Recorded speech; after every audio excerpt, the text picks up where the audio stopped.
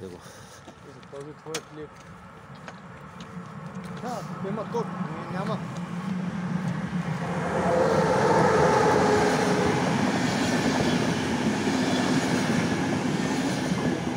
Този от бързите обаче. Това е чайката, моето момче, с Хан Крум отпред.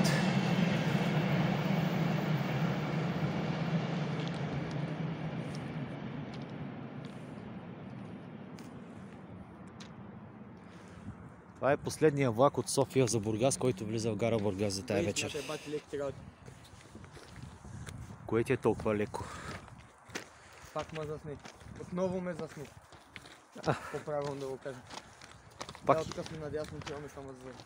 Пак и отново. О, да, брат.